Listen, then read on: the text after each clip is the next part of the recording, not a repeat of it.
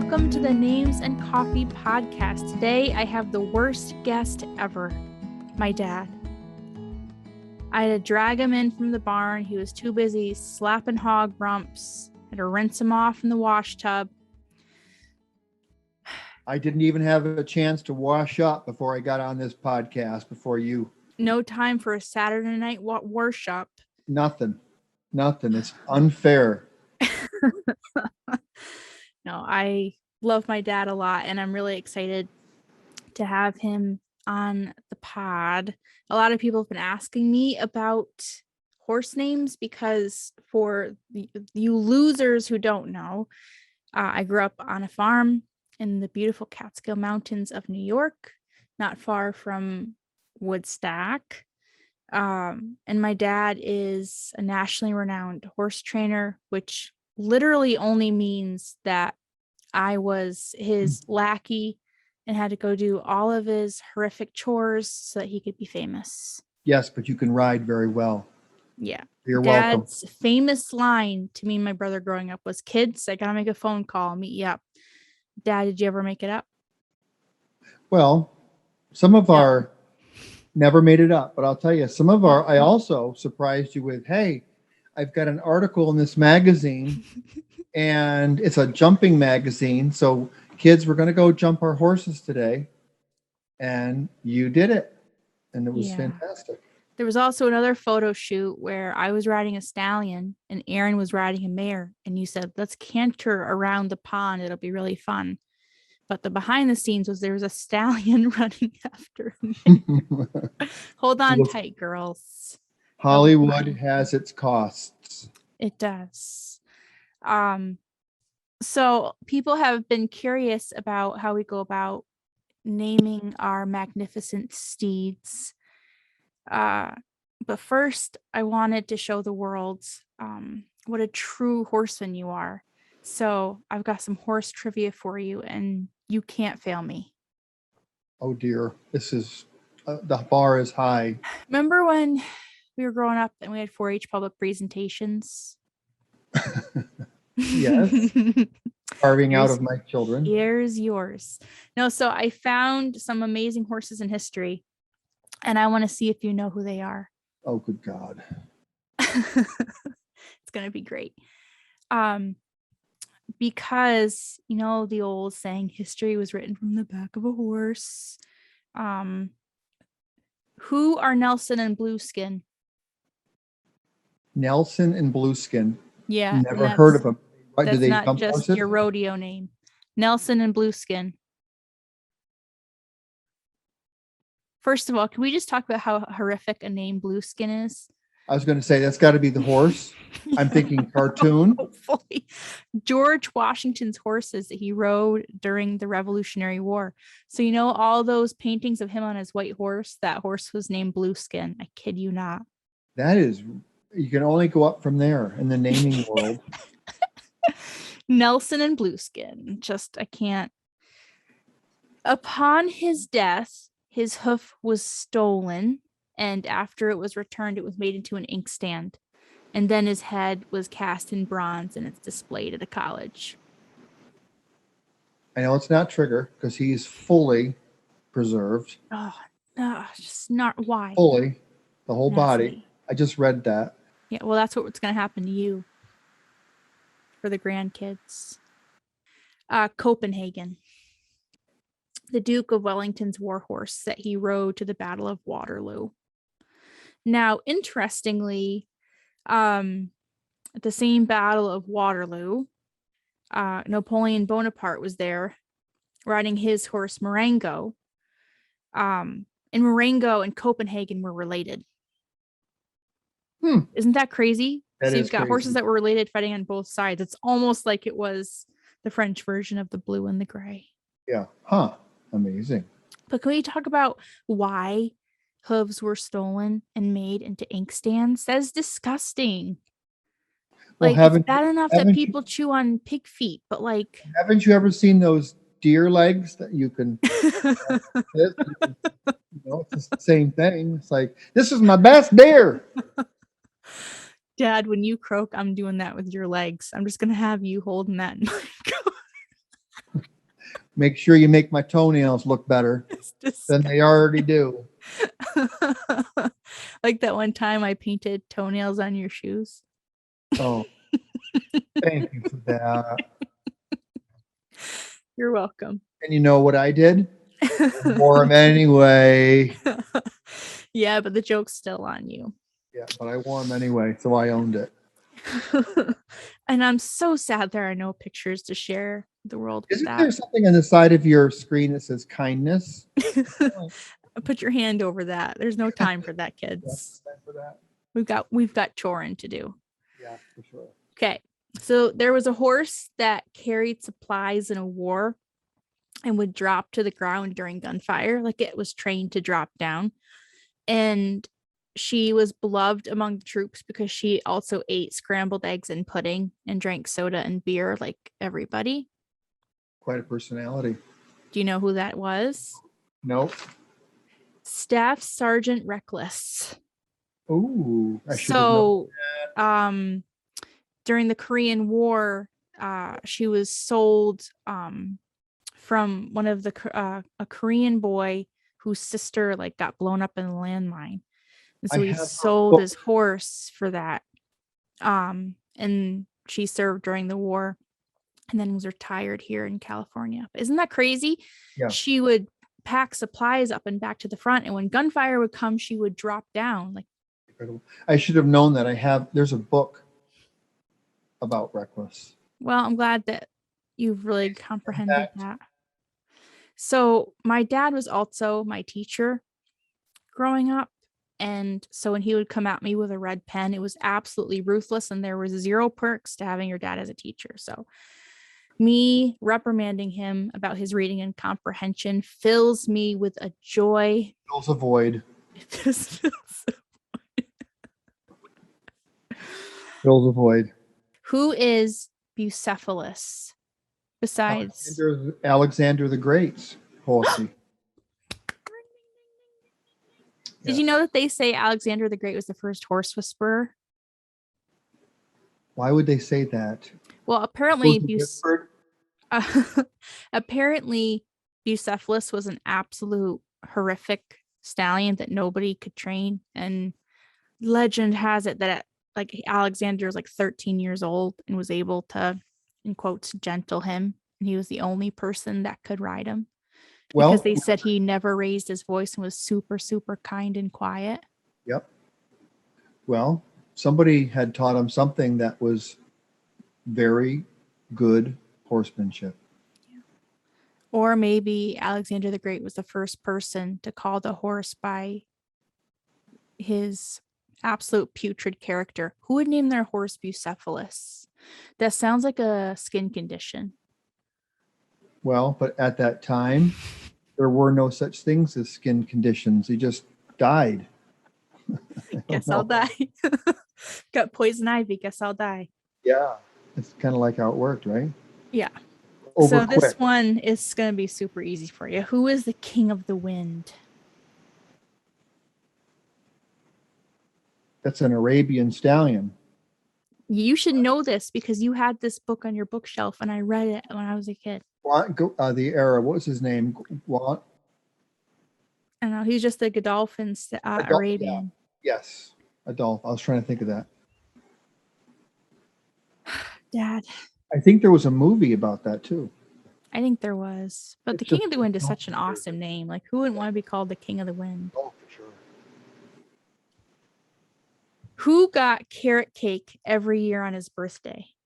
Oh, probably one of the Hollywood celebrity stars. Nope.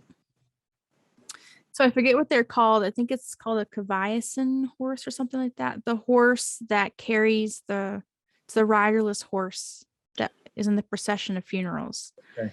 His name was Black Jack, and he was the horse for John F. Kennedy's funeral. Mm-hmm. And every year, Jackie Kennedy would bake him a carrot cake and deliver it to him herself. Oh, that's beautiful. Yeah. That horse made quite an impression, didn't he? Yeah, he did. And he was like half Morgan. Of course. That's where the charisma came in. Whose birth name was Golden Cloud? You're never going to get this one. Yeah. Trigger? Yes. How did you know that? I was trying to trick you. Yeah, well, this old dog's been through a few tricks. Okay, first of all, and I know that you're going to love this, which is what makes my toes curl, but how do you have a beautiful, perfect little foal with a life full of potential and you name it Golden Cloud? That's like naming your horse Blackie or Beauty. Well, but somebody was enraptured No, with a beautiful golden color, and they said he's just heavenly. no. So if you're listening and you've named your horse Blackie or Beauty or Golden Cloud, Or I'd tornado, like to send thunder. a half-hearted apology. When I was a kid, my dad and I would go to the chiropractor regularly. And so we were sitting in the waiting room, and dad was talking to the receptionist about our puppies. And you said something like, who would name their dog Princess or something like that? Right? Isn't that what you said? Yep. We're like, who would name their dog We were Princess? And talking about naming. I kid you not. There was another woman sitting in the waiting room and she goes, that's my dog's name. And I quickly recovered and said, yes, but you wouldn't give that name to a working border collie. And that's the breed we were talking about. Yeah, but Because working border collie names are a command. Princess. Now, what does that mean? First of all, it's too many syllables. is. Speaking of working commands, can we just, now that we're clearing the air, can we just talk about how one year for Christmas you got me my own manure fork? Well, I felt like maybe idle hands were doing you a disservice. Farm kids do not have idle hands. No, they don't.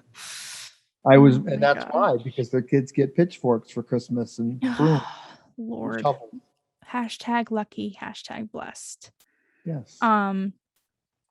Who could hear a bullet so well he'd rear to save his owner? Oh, My very favorite. yes. And you got to help me with the name because it's been too long. It's also the name of a Charlemagne. font. Yeah, your favorite font you like to use. I Charlemagne. wrote a song about Charlemagne. I know. I did my sweet vocals on it. Joshua Chamberlain's horse, Yes. who just epic relationship. I was reading that 3 million horses and mules served during the Civil War. Isn't that 3 crazy? million. But That's like a half of lot. them died. I'm sure it was very horrific. Yeah, that's a lot of horse flesh. Our horses today are pretty spoiled. Pretty spoiled. They are. But I think the one thing missing today that was prevalent back then was relationship, like actually understanding the value that a horse brings to the table.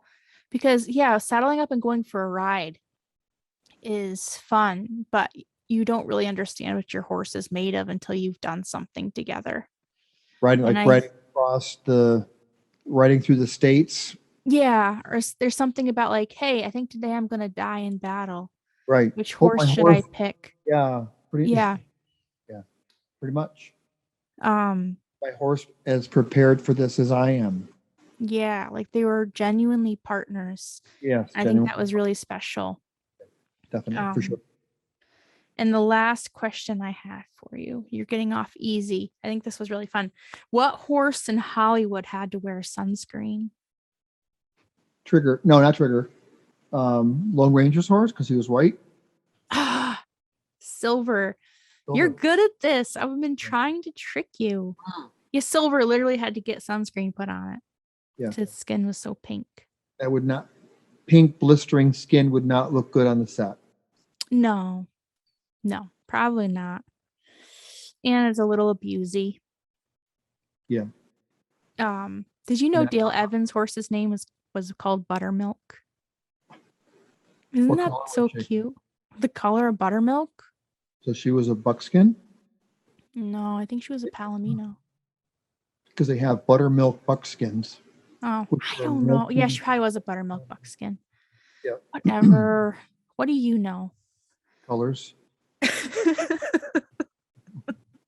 Shush.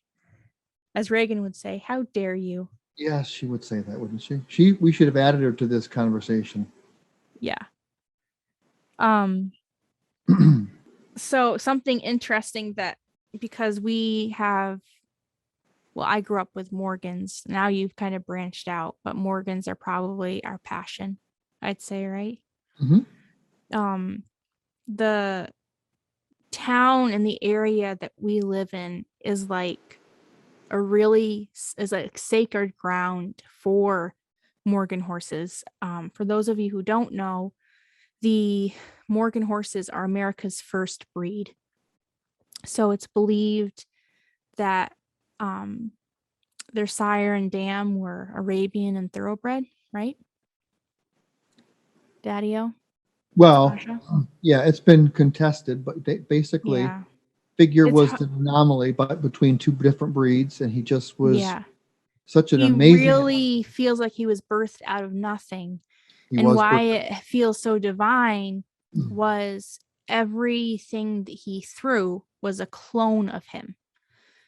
And he became became known as the Morgan horse because he was owned by a man named Justin Morgan, but his actual name was Figure.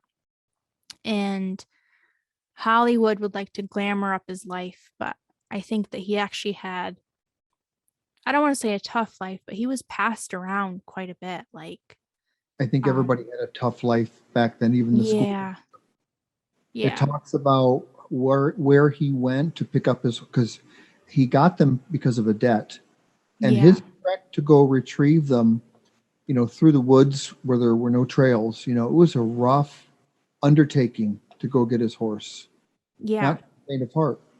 And Figure had a hard life, yeah, and as an amazing as a horse as he was, the most amazing fact was that he threw himself. It was yeah, very, his genetic pool was just an anomaly. So his sons and daughters were equally as cool. And, America was built literally on the back of the Morgan horse, because wherever anything in America was happening, I guarantee you there was at least one yeah. Morgan present. Yeah, like the gold rush. 700 mares and a stallion were literally sent out to California during the gold Yep. rush. Yep. The Um, Oregon Trail had more stories of yeah. Morgan horses along the Oregon Trail, Pony Express.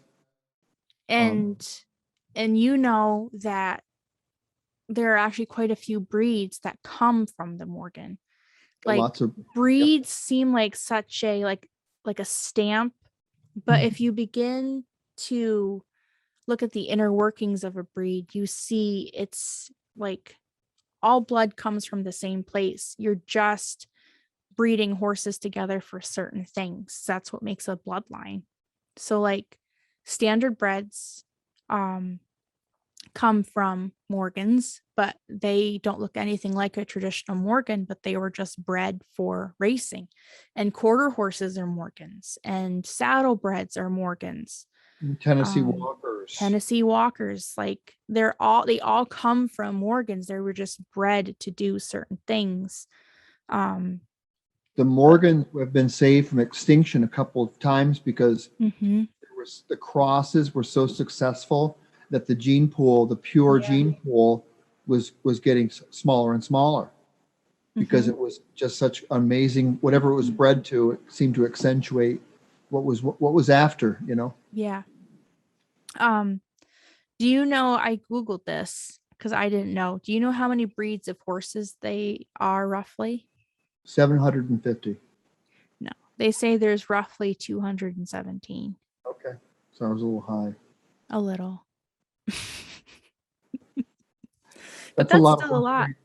And Yeah, I looked up, can you guess what they say the oldest breed is? the Spanish horse. Icelandics. Really? They say they can trace them back to like 10,000 years or something like that. Okay. Well, I mean, there are some pretty old breeds out there. Yeah, there The are. Arabian, the Spanish horse, the Icelandic. Yeah, for sure. Spanish horses are so amazing. Because you recently have gotten into that, and like it's such a different world from the Morgan world. I love and appreciate the Morgan world, but then like the Spanish horse is Europe's horse. So we have the American horse and the Spanish horses are Europe's horse, really, right?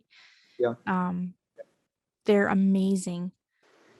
Well, what's so amazing about the Spanish horse is you're dealing with a breed that's been bred almost scientifically for centuries. So you touch that, you kind of, there's a lot of depth in them. And the Morgan is a relatively, by comparison, it's an infant breed Yeah.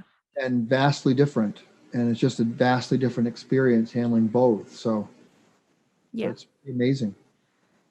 Well, even the naming process, like what we've learned with the Morgan world and basically the American horse world is completely different than Europe. So with your PREs, which for those of you who don't know, there was a king Yeah. who said, hey, there's some amazing Spanish horses in battle, and he made them into a breeding program. And that's where the PREs come from. It's fascinating. It is fascinating. The PREs kind of have a very regal presence of strength. Yeah, I mean, and they're definitely made for war. That's what's Big and fascinating powerful. about them. Yeah. And ironically, so are Morgans. Yeah, for sure. Yeah. Joshua Chamberlain and Charlemagne on Little Round Top makes me emotional. Like, Yeah. There were groups of soldiers that rode in the Civil War that were entirely mounted on Morgans. They were the preferred horse of choice. Yeah, there were so many, and honestly, I'm not doing horses of history justice on this podcast because there's just too many to talk about. But so I had people curious about how we name our horses. And I think a lot of it I call it heritage naming. Like we go back and we look at their pedigree and we see how we can tie in their attributes to something else. Like I feel like it's based on an honoring system, but I know that there are other Morgan breeders that have really snappy, like Las Vegas type names, like definitely showy, glittery names. And we've always tended to be more heritage. Yeah. Well, the heritage, you get some prominent ancestors that have a certain name, and so a lot of breeders, when they name their young stock, will try to incorporate the bloodline name so that it's evident and it's a status thing. Yeah. Well, and like the American Morgan Horse Association only allows you 26 letters, and that like includes spaces and everything.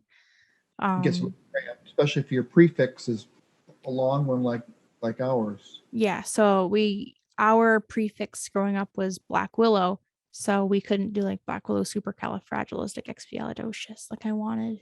It would be Black Willow Super. But also the people, bless their heart, the people who announce you in shows, they never know how to pronounce any name. I've been Ever. Black Widow. I've been all sorts of wacky names. Yeah. What was I mean, I grew up hearing you talk in awe about Saddleback Supreme, who was a stallion that wooed you, right? Oh yeah, from the 70s.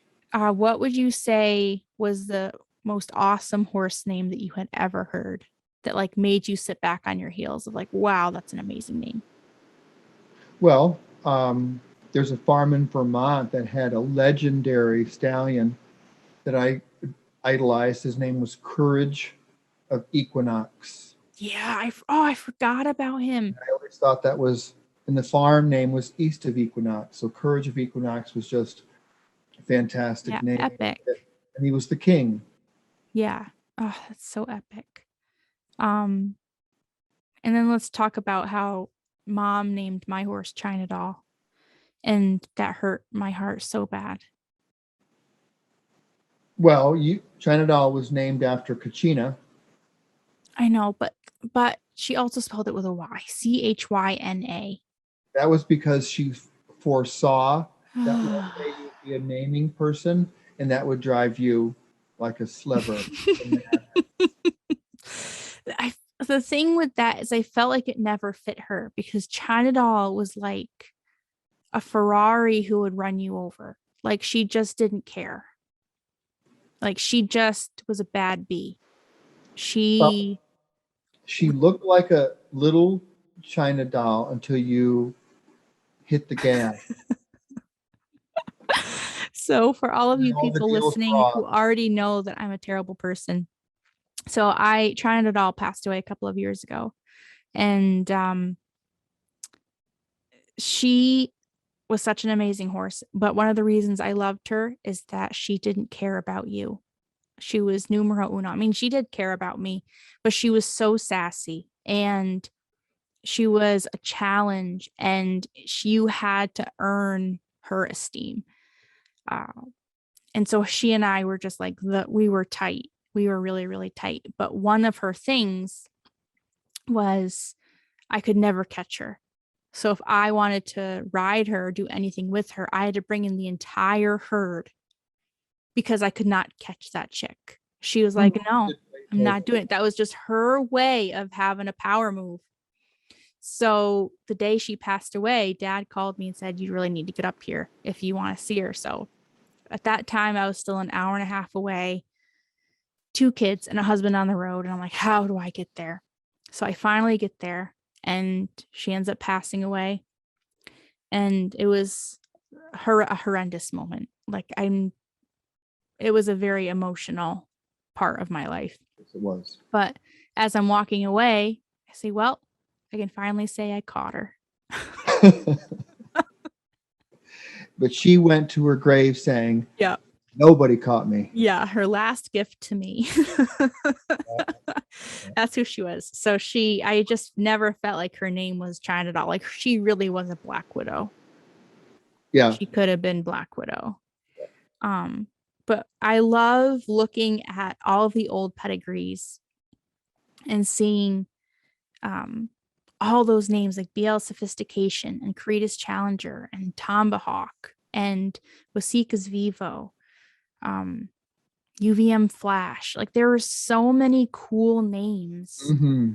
And when I was making my book, I was realizing that a lot of my favorite names were names of horses. Yikes. Alix, it's time to rein that in. Yeah. Gotta rein it in. Some of my favorite people were horses.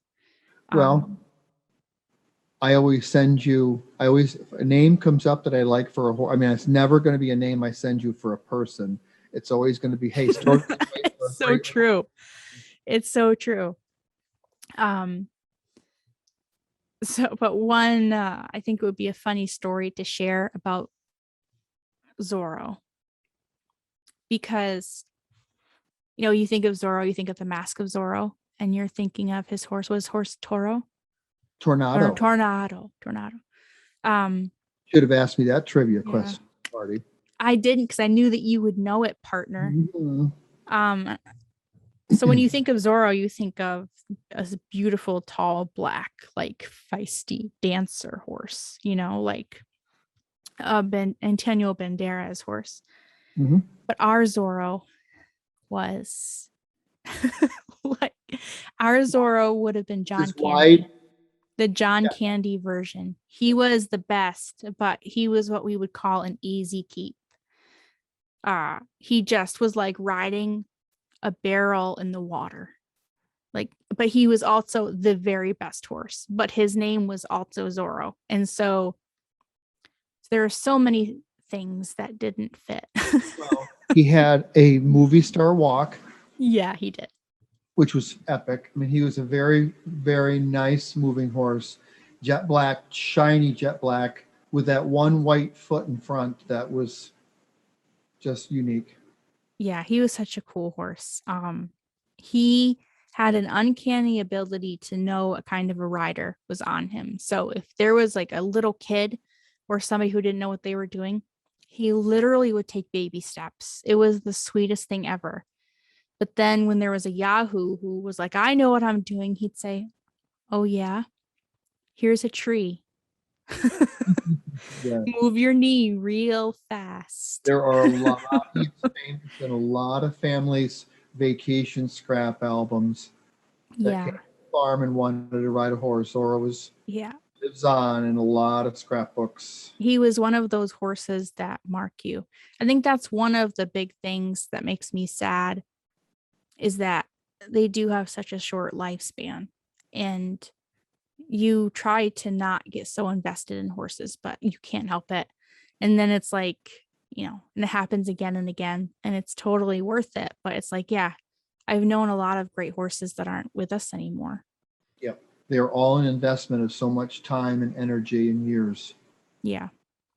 But what was I 15 or something like that? I went out riding with a friend of ours one morning to warm up some horses because at that time we were doing a horse activity for a summer camp. So for like an hour every morning, Monday through Friday, we would get a bus full of kids to learn about horses. And so I went out with a friend to get the horses warmed up. And at that time, you were also working at another summer camp and you left at a certain time, and it was 10 minutes till you would normally leave, and we're way up in the mountain, and I cross over a stone wall, and it's a stone wall that we had crossed over 300 million thousand times.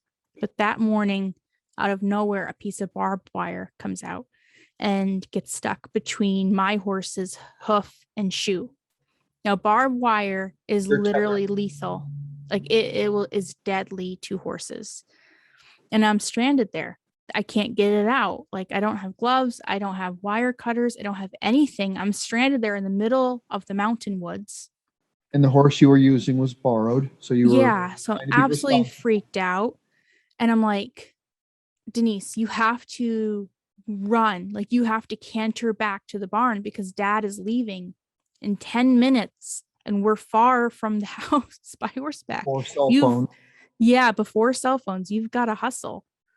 And so she leaves, and I'm like, just, beside myself, hoping she catches my dad in time. And I'm standing there with this horse attached to barbed wire. And all of a sudden, I notice, hey, the woods are really quiet. And that's really abnormal for the morning. And I look up, and about 60 feet away is a huge black bear walking toward me and this horse. And I died. And then I resurrected myself and I peed my pants. And I thought, this is not good for me. I'm literally A tethered sitting meat. duck. I'm literally tethered meat. Like, how do I tell our friend that I let his horse get eaten by a bear? Like, this is getting even more terrible. And I'm like just trying to breathe through it, like seeing, like I'm ready to pass out. And then I kid you not, everybody, like I could have reached out and touched it, but a cub trotted by us. And all of the Animal Planet shows about mother bears eating people to protect their young went through my mind. And I was like, I'm going to die. And this horse is going to die. Well, And it was just horrifying. I don't know how many minutes passed, but it might as well have been 3 million because this mother bear and her cub are coming towards us. took their And sweet time. so she's now about 30 feet away and she just stops and starts digging in the ground. And I'm like, oh my gosh, thank God. Now, I'm also keenly aware that I am holding a gelding, which is a male horse. So I have male hormones wafting through the morning air over towards the mother and her cub. I'm like, this is the worst scenario possible I could think of in this moment. And I'm only 15 and I want to live. And then all of a sudden, I hear behind me a rustle and I turn, and dad is trotting up on Zorro. Now, in that moment when I saw him, it was like a knight coming full of armor, glistening in the sun back from war, like carrying a Rescued. flag, the most Yeah. beautiful sight I had ever seen. In reality, it was just dad On in Zorro. he's on Zorro, who literally was just plotted, like, so Zorro and dad rescued me and I didn't get eaten by a bear and the horse was okay, but Zorro is just the best. Well, the horse that And you handling was pretty amazing too, that he didn't freak out. Yeah. So I would also like to say that my horse's name was Spit. Yeah. Short for Spitfire, but he was more appropriately a Spit. He was the feistiest horse. He was a teenage boy, 1,000%. A big teenage boy. Yeah. So my dad is not only a nationally acclaimed horse trainer, he also is a cartoonist. And so I thought it would be fun to talk about some of our favorite cartoon horses too. Do you remember Dudley Do-Right's horse? Oh, but the best one. Do you remember what his name is? He has the best name ever. Horse? Cancel. Cancel. But Father, I'm not Stanley Whiplash. Cancel is the best. How about Pokey? Oh my gosh. And of course, Judah and Reagan love Spirit. Oh yeah, Spirit was. We knew a Spirit once. I was actually thinking about him a couple of days ago, wondering whatever happened to him. I wonder if he's still kicking. Who knows? I think my favorite cartoon horse is the horse from Mulan, Khan. I love when they depict horses with these big personalities. Like they're kind, but have these personalities, and also like, yeah, no, that's my very favorite. Yeah, for sure. Like, because those are the kind of horses that are truly your partner. Like they'll carry you home drunk, but also knock you over in your chair at the same time. Another great horse character is Shasta in the Narnia series, The Horse and His Boy. Oh yeah. And that's such a cool name. Yeah, and such a great kind of dialogue, literally, between horse and rider. What are some of your favorite horses in movies? Well, besides Shadowfax, show us the meaning of haste. Yes, for sure. Shadowfax, Silver, 100%. Zorro. I aim to do some shows with a young stallion that I have looks a lot like Trigger. I'd love to do a Roy Rogers act. Whose saddle do you have? So my silver saddle. Silver saddle was ridden by Barbara Eden in the Rose Bowl Parade, but it's from the 40s. So I thought your saddle was from Gene Autry. Who rode in your saddle? I know Barbara Eden did, but I don't know. I don't remember the other. I could look it up, but I don't remember all the actual history. Yeah, your saddle is cool. It's an absolute monster to polish, but it's literally decked out in silver. It's the coolest. It's like so retro horse Hollywood. It was made by the Spot Shop back in the 40s, and the age of Hollywood and famous outfits and fancy silver saddles. And yeah, it's amazing. And just horses, when they're in that getup, they just walk differently. Like you can tell they're feeling their oats. Like they've got their tuxedos on. When we went to the World Equestrian Games in 2010 in Lexington, Kentucky, it was the first time they were held in the US. And Dad went with his two stallions, Orion and Valiant. And Valiant was wearing that silver saddle. And it was so cool. It was so cool to see you do your dressage moves in that saddle. Like it was the birth of something really, really amazing. And it was go ahead. It was just to add to that silver saddle under the spotlights when I showed indoors. It was alive. It just glistened so much. I think I have a couple of different horse scenes in movies that I really like. One of the things I can't stand is terrible horsemanship in movies because I notice it. Like I can tell when people don't know what they're doing or the horse is unhappy. And that just kills the mood for me. But then there are horse movies that are the real deal. And I am wowed, like that scene in King Arthur, the one with Clive Owen and Keira Knightley, where the horses are galloping, literally galloping up the side of the mountain, and their haunches are rippling. Mhm. Like you can tell that's for real. Like there's war horses carrying mail Mhm. galloping up a mountain, and you Mhm. go, holy poop. Those muscles are Yeah. so amazing. And the skill, like in that movie, all the riders went and took dressage lessons from the trainers to know how to ride them. And so all of those dressage moves, those war movements, they're actually doing it. Yeah. It was like so much respect for that. Well, I love to see a lot of the BBC movies because their horses are just, Yeah. the European flavor, which is, really, we don't see that much in this country. We're kind of a different breed oriented. Yeah. We're more of the cowboy horse, and over there, they're more about just, they've got these old world breeds that are just magnificent. Yeah. I enjoy seeing those. I think Hidalgo is such a great American horse movie. Like it totally depicts. Yep. I just love that movie. But there are two horse scenes in these movies that literally like make me so emotional. Wonder Woman, where all those women warriors are going out to battle on the beach riding their horses.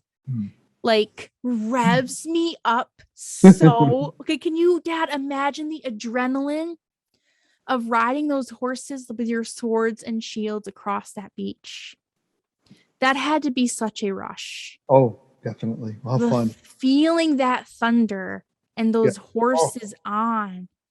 Well, you're Because right. those horses were amped that day because behind the scenes, there's all those things probably flapping around Sure. and camera crews. So those horses were amped.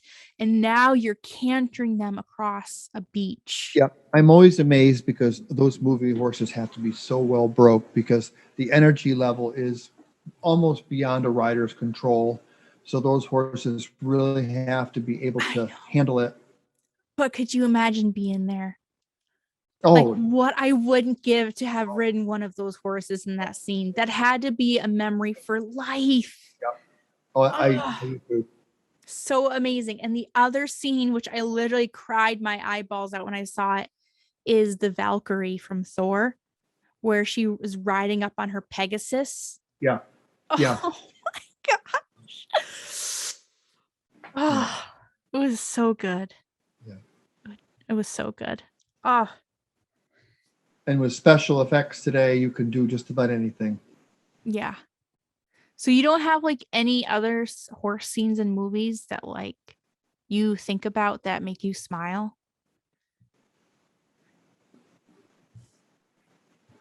Well, I I look at horsemanship, like what you look kind of behind the scenes and say, I can appreciate that horse keeping it together, or I appreciate that Hollywood actor riding the way he is riding. Um, I as a kid I admired Marshall Dillon's horse. Oh yeah. I have no idea who that is. That is a Marshall Dillon was Gunsmoke. Okay. Okay, I think it was a buckskin, a big strap and strong buckskin, to match the. I never watched Gunsmoke, but I love MASH, and Colonel Potter's horse is named Sophie. Of course. That's about as far back as I go. I have to say, probably my favorite Hollywood horse is Zorro. Yeah. Tornado. That Which to me, to me, I always think Tostitos, which is so disrespectful. blasphemy. I like me that horse Tornado. You could tell everyone that I have a mini pony. He's 36 inches tall, and his stage name is Tornado. I told you not to talk about my brother that way. I'm Dad's favorite. Yes, my favorite daughter. Yeah. No, leave it a favorite. Oh. Leave it a favorite. Those nasty brat brothers that got out of so many chores because I was a good person and they weren't. I can agree with you, knowing that they will pick up from where I left off to right the wrong there. Oh my gosh. It's never dull on a farm. I mean, some of the worst days of my life were when you would come down in the morning and say, the spreader's frozen. Guess Death. what, kids? Death. Pitchforks. Dad drives out to the middle of the field, and as he drives around, we shovel off the poop. I mean, it's just, that's why I am the way I am today. Good and bad. She knows how to run a pitchfork. And don't forget it, Josiah. I'm reading Judah and Reagan, Farmer Boy, which, as you know, is full of Morgan horses. Almanzo Wilder's parents are from upstate New York. And hearing those horses described in those books makes me so happy. Yes. Well done, right? Well, It very is so well done. And it makes me proud. Like in the book The Long Winter, Almanzo saves his town because of his 2 Morgan horses. because of the grit of his 2 Morgan horses. Yeah. I think the way to describe my love and my passion that I have for Morgans is like when people are loyal to sports teams. Like Morgan horses are my team. I know all that they've done and all that they've been through. And I've met so many amazing Morgans that have literally changed my life. Yes. And hearing how Yes. just how they literally changed history and they fought for us. Horses literally have fought for us. Yes. And I think about that blood because like characteristics of ears and eyes and head shape, you know, that blood that coursed through those horses is in the horses we're riding today, which is incredible. You know, it's just a powerful thing. I know. And I think it's like because the registry started such a long time ago, it's like our ancestry.com for horses. We can literally see their heritage and where they've come from, literally back to figure. Yeah. And that is so amazing to see how everybody's connected. It's like finding out you're related to a celebrity or to a king or a queen. And you're getting to have this horse in your life who is like, you know what they're made of. And it makes me so proud. Exactly. And I think that's a part of the reason why we've named our horses the way that we have is we want to remember where they've come from. Yeah. And that's probably the best description is, I guess when we're naming something, there's a lot of thought behind it because it's not just a flower. Yeah. There's roots in something. And it's just always been so important to us. Not everybody feels this way. But I think that we have been very zealous in our passion for the Morgan breed, and our specific bloodline that we want to carry on and treasure and cherish the same type of horse that carried Joshua Chamberlain, that rode through the Civil War into the Gold Rush and through so many amazing places in history. We want to remember that. Yeah, for sure. I would agree with that. Well, if people, because I train horses, I have to say that all the male horses that I train are all named Pal, and all the girl horses are named Buttercup. That's not what their names are. That's what you call them. Well, that's what I'm training. Hey, Pal, you ready to get to work? Or hey, Buttercup. Yeah. So, well, when I'm with you, it's more of, I hear more of, hey, pal. Yeah. Hey, pal, knock it off. Yeah. Let's not wipe me off. Yeah. On the side of a tree here. So sometimes my names are a little on the simple side, but they serve a purpose. Yeah. I think it would be so fun if you ended this like when you end your articles. So while we're wrapping up, I wanted to say that a couple of years ago, I did a video with Dad's horse, Patriot, his stallion Patriot, who was still a little young guy back then. Not the beautiful specimen that he is today. He was a beautiful specimen back then too. So I have that video on YouTube talking about all of my ideas for horse names that aren't Beauty and Cole and Blackie and all of those other beautiful but very overused horse names. And if you've used those names or have loved a horse of those names, that's awesome. But it was my way of saying, hey, here's some other cool names that I think would be really fun for a horse. So that's over on my YouTube channel. I will link it below. But I wanted to do this podcast with my dad because I just thought it would be such a fun conversation to remember some of these amazing horses. Okay. So thanks so much for listening to the Names and Coffee podcast, where I talk with my dad, Jeff Wilson, about horses and horse names, and I will let him lead us out. Go ahead, Dad, take it away. So I'm over yonder at the edge of nothing, laying in the dirt with the social media stampede. So if you want, take some time and like on my Facebook, Jeff Wilson Horsemanship, so I can stand back up, dust myself off, and smile like that goat in your rose garden. Grinning like a donkey eating rose bushes. Yes. Thanks so much, everybody. Love ya, and I will talk to you later.